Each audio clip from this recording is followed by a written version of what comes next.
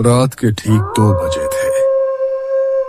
आकाश में काले बादल ऐसे छाए थे जैसे किसी विशाल दानव ने पूरे आसमान को अपने शिकंजे में ले लिया हो।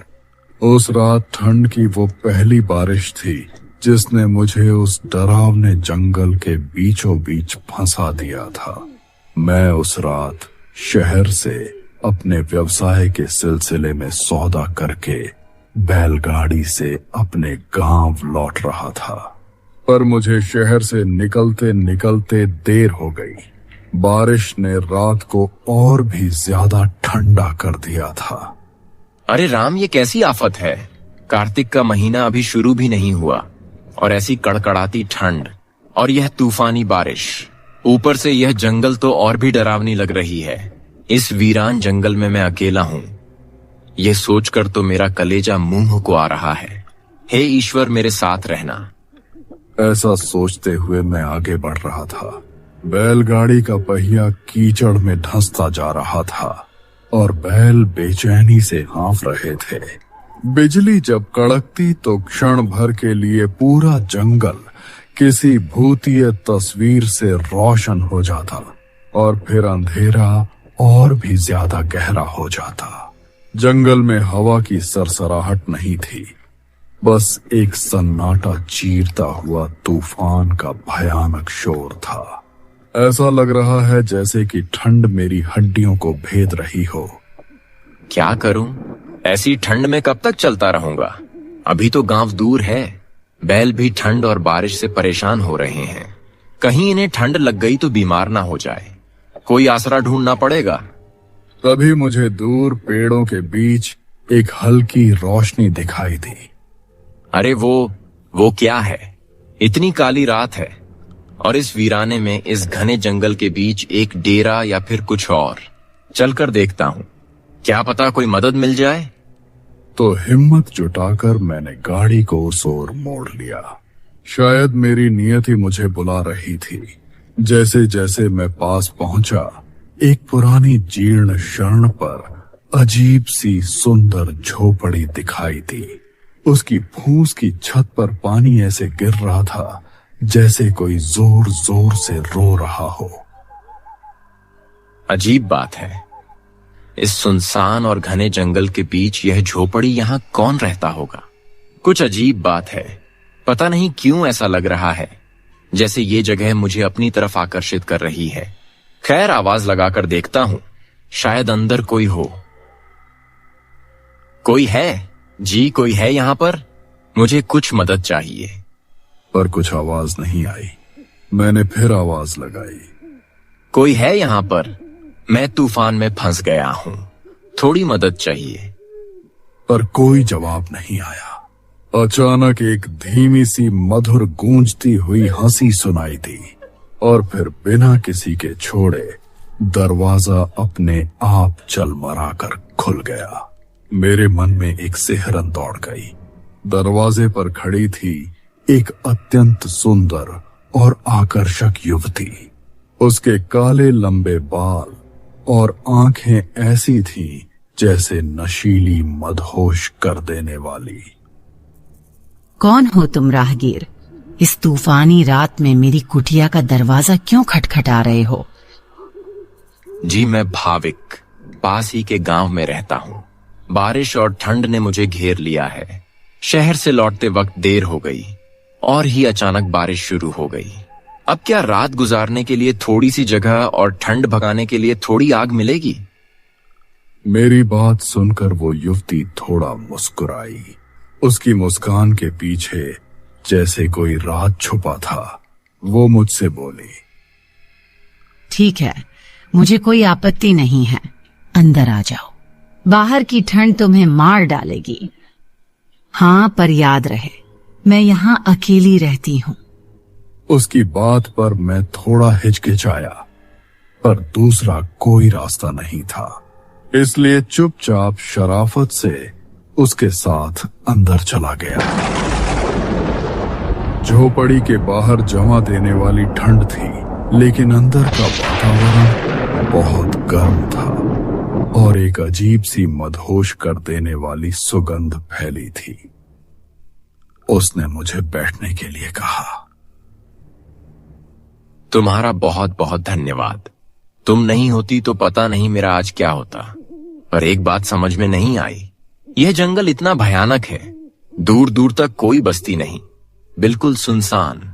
फिर तुम यहाँ अकेली झोपड़ी बनाकर क्यों रहती हो? तुम बड़े उत्सुक लग रहे हो। मेरा मतलब है मेरे बारे में जानना चाहते हो? ठीक है, बताती हूँ। मैं एक अनाथ लड़की हूँ। मेरे माँ बाप नहीं हैं। मैं यहाँ अकेली रहती हूँ। ये पूरा जंगल मेरा घर है। वो अपनी कहानी बताती जा रही थी और मैं उसकी तरफ एकटक बस देखे जा रहा था। मेरी आंखें उसके चेहरे से हट ही नहीं रही थी। अचानक जोर से बिजली कड़की और मेरा ध्यान उसके चेहरे से भंग हुआ। मैंने उससे बड़ी उत्सुकता से पूछा, चांदनी, तुम इतनी सुंदर हो, फिर भी इस वीरान जंगल में तुम गांव क्यों नहीं चली जाती? नहीं, मैं वहां नहीं जाऊंगी। पर क्यों? क्यों नहीं जा सकती? मैं इतनी सुंदर जो हूँ, इसी वजह से मेरी सुंदरता मेरे लिए अभिशाप है। मैं कुछ समझा नहीं। माँ बाप के मरने के बाद गांव में हर कोई मुझे अजीब सी नजरों से देखने लगा था और गांव के कुछ मंझले लड़कों ने मेरा वहां रहना मुश्किल कर दिया था। इसलिए मैंने अपना गांव छोड़ दिया और यहाँ वीरान जंगल में आकर रहने लगी। मैं यहाँ खुश हूँ। मुझे यहाँ वो सब मिलता है जो मुझे चाहिए। इतना कहकर चांदनी ने मेरी तरफ कुछ अजीब सी नजरों से देखा। उसकी बात सुनकर मेरे दिल में एक तूफान उठ गया। मुझे चांदनी पर दया नहीं, एक अजीब सा आकर्षण महसूस हो रहा था। मैं जानता था कि अकेले उसकी कुटिया में ऐसे रात बिताना ठीक नहीं, लेकिन मेरी मजबूरी और चांदनी का सम्मोहन मुझे रोक नहीं पाए। मैंने उसके हाथ को अपने हाथ में लिया और बोला, नहीं, तुम अकेली नहीं रहोगी। चांदनी, आज से मैं तुम्हारे साथ हूँ। तुम मेरे गांव चलो, मेरे साथ, मेरे घर। मेरे रहते तुम पर कोई आंख उठाकर नहीं देख सकता। पर क्या यह ठीक होगा? गांव वाले क्या कहेंगे? क्या मेरा आपके साथ यूं रहना ठीक होगा? और अभी अभी तो आप मुझसे मिले हो। हाँ, अभी मिला हूं, पर ऐसा लगता है जैसे मैं तुम्हें सदियों से जानता हूं। एक बात कहना चाहता हूं, अगर तुम्हें ऐतराज ना हो तो मैं तुमसे शादी करना चाहता हूं। फिर गांव में तुम्हें कोई कुछ नहीं कहेगा। चांदनी, तुम मुझे बहुत पसंद हो।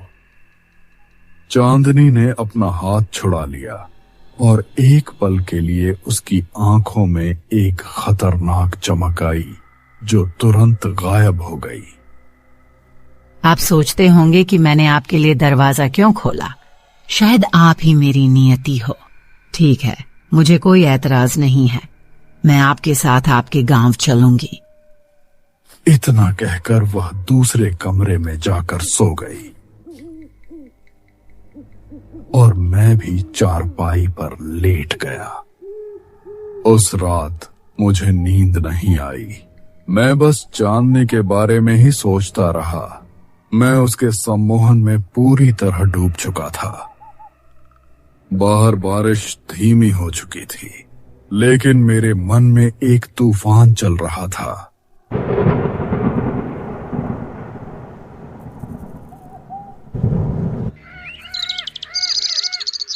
अगली सुबह बारिश रुक चुकी थी और सूरज की पहली किरण जंगल को अपनी हल्की रोशनी से धो रही थी। मैंने चांदनी को अपने साथ बैलगाड़ी पर बैठाया और गांव की ओर चल पड़ा।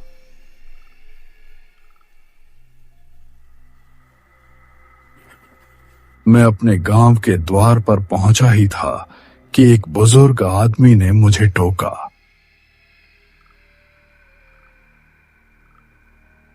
अरे भविक, ये लड़की कौन है? कहां से ला रहा है इसे? काका, यह चांदनी है। ये मेरी होने वाली दुल्हन है। ये मुझे जंगल में मिली थी। क्या? हे भगवान, भविक तू पागल हो गया है क्या? इसे जहां से लाया है वहीं छोड़ा, समझा? ये ठीक नहीं है, ये खतरनाक साबित हो सकता है। काका, आप ये कैसी बातें कर रहे हो? क्या खतरनाक हो सकता है? भविक बेटा, तुझे कुछ पता नहीं है। तू पिछले 10 दिनों से व्यापार के सिलसिले में शहर गया था। तेरे पीछे इस गांव में एक अनहोनी हुई है। इससे ज्यादा इस वक्त मैं और कुछ नहीं बता सकता हूं। तू मेरी बात मान, जैसा मैं कहता हूं वैसा कर। इस लड़की को वहीं छोड़ा, जहां से लाया है वहीं इसकी असली जगह है, नहीं तो अनर्थ हो जाएगा। अनर्थ, पूरा गांव बर्बाद हो जाएगा। हां, मेरा इशारा समझ।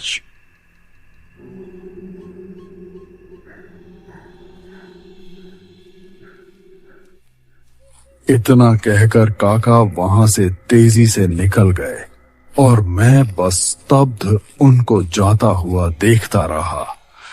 उनकी कई बातें मेरे कानों में गूंज रही थीं। तभी चांदनी बोल उठी। भाविक, आप मुझे मेरी उसी झोपड़ी में छोड़ आओ ना। मैं उस जंगल में ठीक हूँ। तुम्हारे गांव के लोग मुझे नहीं अपनाएंगे। एक अनाथ अकेली लड़की का इस दुनिया में कोई नहीं होता। नहीं, बिल्कुल नहीं। तुम मेरे साथ ही रहोगी। मुझे किसी की परवाह नहीं। अरे, मैं किसी से नहीं डरता। तुम चलो मेरे साथ। काका की बात सुनकर चांदनी के चेहरे पर कोई भाव नहीं आया। वो बिल्कुल शांत थी, पर उनकी बातें मेरे कानों में तीर की तरह चुभ रही थी। न जाने क्यों मुझे काका पर बहुत गुस्सा आ रहा था। मैंने बैलगाड़ी आगे बढ़ा दी और अपने घर के बाहर पहुंच गया।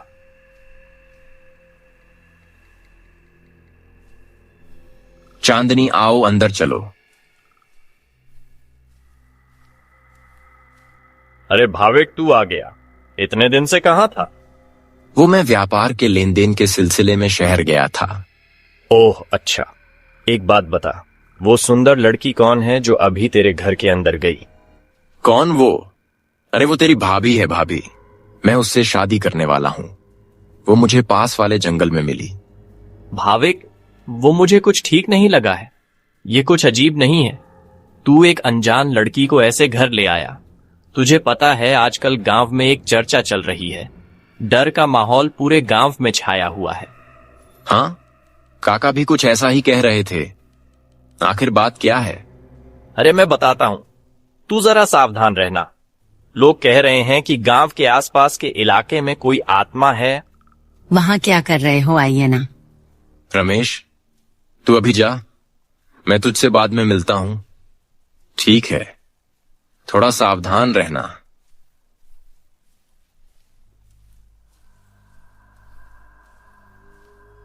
पता नहीं गांव में ऐसा क्या हो गया।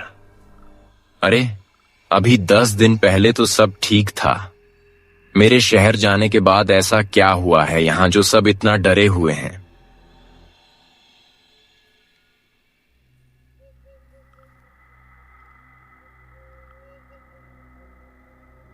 क्या हुआ? वो लड़का कुछ कह रहा था क्या? हाँ, कुछ कहना तो चाहता था, पर पता नहीं उसकी बात पूरी नहीं हुई थी।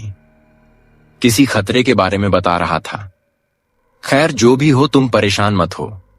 तुम यहां आराम से रह सकती हो। मैं पंडित से मिलकर जल्द ही शादी की तारीख निकलवा लेता हूं।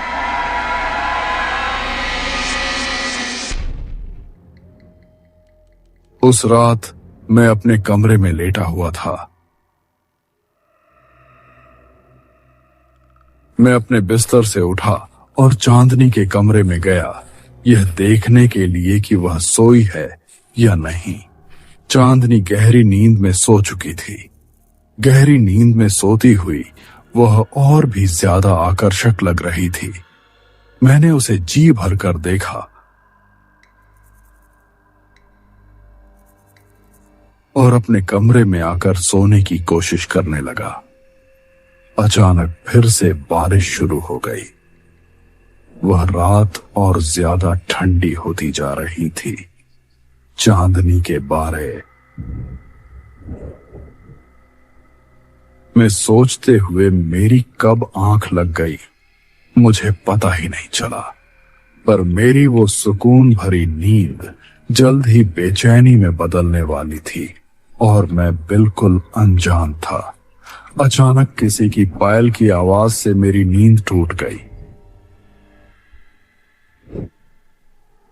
मैं बिस्तर से उठा और बाहर की तरफ गया, यह देखने के लिए कि पायल की आवाज कहां से आ रही है।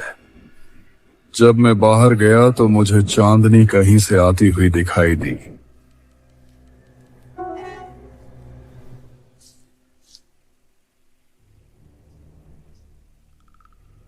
चांदनी, तुम इतनी तेज बारिश में कहां से आ रही हो?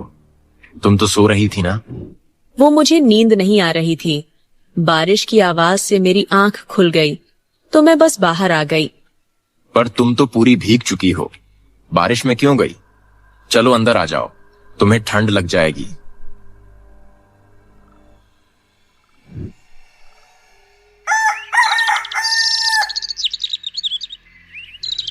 अगले दिन सुबह होते ही गांव में शोर मच गया। सभी लोग तालाब की ओर भाग रहे थे।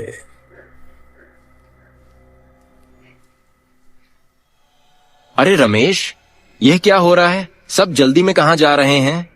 भाविक, वो तालाब के किनारे किसी की लाश पड़ी है, सब वहीं जा रहे हैं। आजा तू भी, चल।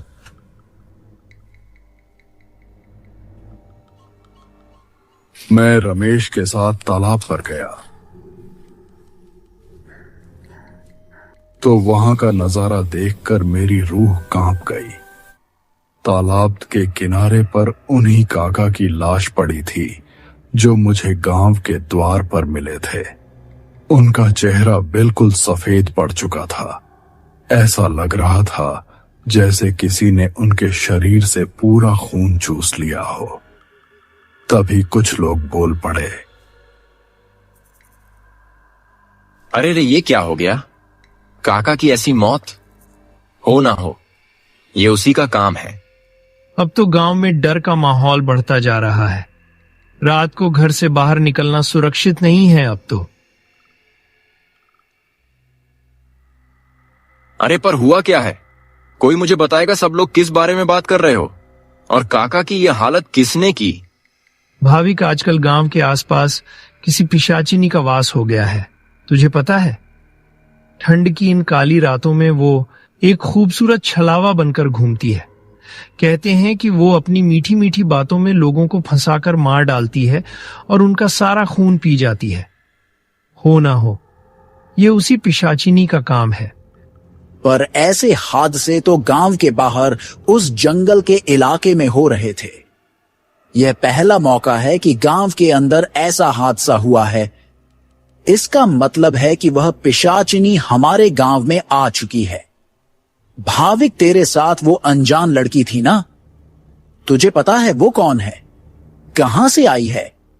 काका ने मुझे उसके बारे में कल बताया तो था।